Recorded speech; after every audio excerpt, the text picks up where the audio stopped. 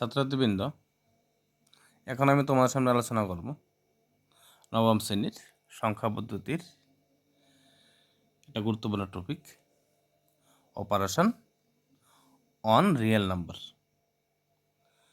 আমি পূর্বের ক্লাসে আলোচনা করেছি রিয়েল নাম্বার মানে বাস্তব সংখ্যা দুই ধরনের হয়, মূলদ সংখ্যা এবং অমূলদ সংখ্যা। এবং মূলদ সংখ্যা এবং অমূলদ সংখ্যার ডেফিনেশনগুলো আমি তোমাদের বুঝিয়ে দিয়েছি। যদি কেউ আগের ভিডিওগুলি যদি না দেখে থাকো তাহলে সেগুলি দেখলে তোমরা আরও মূলদ সংখ্যা অমূলদ সংখ্যা সম্পর্কে ধারণা পরিষ্কার হবে। তবে মূলদ এবং অমূলদ সংখ্যার ক্ষেত্রে কিছু গুরুত্বপূর্ণ ইম্পর্ট্যান্ট রুলস আমাদের জেনে রাখা দরকার, যেগুলি অঙ্ক অঙ্ক অঙ্ক পরীক্ষায় বিভিন্ন শর্ট কোশ্চেনের ক্ষেত্রে তোমাদের সহায়তা করবে। এবং শর্ট কোশ্চেন রিয়েল নাম্বার টপিকের উপর যদি কোনো শর্ট কোশ্চেন করে বা আশা পরীক্ষায় আসে তাহলে তোমরা সেগুলি সুন্দরভাবে উত্তর দিতে পারবে। প্রথমটা যেটা আমি লিখেছি, দুটি মূলদ সংখ্যাকে যোগ বিয়োগ ভাগ যদি শূন্য ছাড়া গুণ করি তবে মূলদ সংখ্যাই পাবো।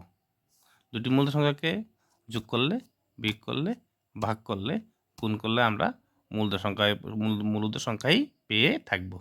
তবে ভাগের ক্ষেত্রে শূন্য ছাড়া করতে হবে। ঠিক আছে, সবাই বুঝতে পেরেছ?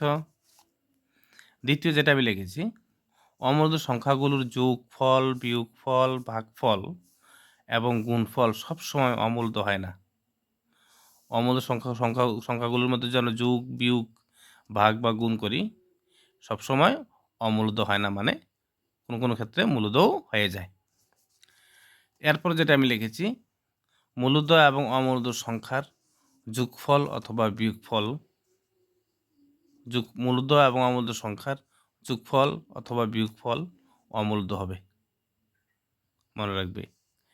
এরপর যেটা আছে, মূলদ সংখ্যার সঙ্গে অমূলদ সংখ্যার গুণফল এবং ভাগফল অমূলদ হবে, শূন্য ছাড়া। মূলদ সংখ্যা শূন্য ছাড়া অন্যান্য মূলদ সংখ্যার সঙ্গে অমূলদ সংখ্যার গুণফল এবং ভাগফল অমূলদ হবে। এরপরে যেটা আছে, দুটি অমূলদ সংখ্যার যোগ, বিয়োগ, গুণ বা ভাগ করি তাহলে তাদের ফলাফল হয়তো মূলদ হবে অথবা অমূলদ হবে। এই বিষয়গুলি জানা থাকলে রিয়েল নাম্বারের উপর মানে বাস্তব সংখ্যার যে টপিকটা আছে সে টপিকের উপর কোনো ছোট প্রশ্ন যদি পরীক্ষায় আসে তাহলে তোমরা সুন্দরভাবে সেগুলি উত্তর দিতে পারবে, যদি এই বিষয়গুলি মনে রাখো। তারপরেও কিছু কিছু পরীক্ষায় ছাত্রছাত্রীরা এই অঙ্কগুলির উপর ভুল করে সহজ কিছু নিয়মকানুন যেগুলো তারা ছাত্রছাত্রীরা প্রায় ভুল করে অঙ্ক পরীক্ষায়, সেগুলো আমি প্রায় লক্ষ্য করি। Important hints only for knowledge, তাদের সাধারণ জ্ঞানের জন্য কিছু আমি টিপস দিয়েছি তাদের, যেগুলি অঙ্কের ক্ষেত্রে গুরুত্বপূর্ণ এবং অঙ্ক করার ক্ষেত্রে কাজে লাগে। এক নম্বর যেটা লিখেছি আমি, √2 × √3, √2 এবং √3 যদি আমরা গুণ করি তাহলে কি হয়, √6 হয়। দু নম্বর যেটা লিখেছি, √2 × √2 মানে √2²। আমরা জানি x × x, x², a × a square, তাহলে √2 × √2, √2² ক্যান্সেল মানে 2। ক্লিয়ার? 3 নম্বরে যেটা আছে, √3 × √3 সেম, √3² = 3, √2² ক্যান্সেল 3। 4 নম্বরে যেটা আছে, √5 × √2 √10, √6 × √2 √12। 12 যদি আমরা ভাঙি, যদি আমরা এটা যদি উত্তরকে করি, 4 × 3, আমরা জানি 4 এর বর্গমূল 2, তাহলে হবে 2√3। ক্লিয়ার? এই জিনিসগুলি প্রায় দেখা যায় ছাত্রছাত্রীরা অঙ্ক করার ক্ষেত্রে এগুলির কারণে অঙ্ক ভুল হয়ে যায়, তাই এগুলি আমি তোমাদের দিয়েছি, এগুলি মনে রাখবে। 6 নম্বরে যেটা আছে, √2 এর মান কত? √2 এর মান 1.4142, √3 এর মান 1.732, রুট 5 এর মান 2.263 ডট ডট। এগুলো অমূল্য সংখ্যা। রুট 7 এর মান 2.6457 ডট ডট। পাই এটা অমূল্য সংখ্যা, মান 3.1415 ডট ডট।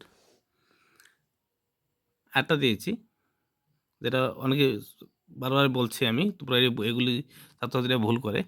রুট 2 ইন্টু 5 কী হবে? 5 রুট 2 হবে। 2 রুট 2 প্লাস 3 রুট 2 কী হবে? 5 রুট 2 হবে। 2টা রুট 2 আর 3টা রুট 2, 5টা রুট 2। যদি আমার ভিডিওগুলো যদি ভালো লাগে তাহলে সবাই আমার চ্যানেলটাকে সাবস্ক্রাইব করবে এবং শেয়ার করবে। আশা করি তোমাদের অঙ্ক করার ক্ষেত্রে আমার এই ক্লাসগুলি খুবই তোমাদের সহায়ক হবে এবং তোমরা অঙ্কে উন্নতি করতে পারবে। আশা করি প্রাইভেট ছাড়াই যদি আমার পেজটাকে সবাই, আমার চ্যানেলটাকে সবাই ফলো করো, আমি আশা রাখি 80% মার্ক তোমাদের কোনো অসুবিধা হবে না, 80% তোমরা পেয়ে যাবে। Thank you. আজকে আর না, ভিডিও অনেক বড় হয়ে গেছে তাই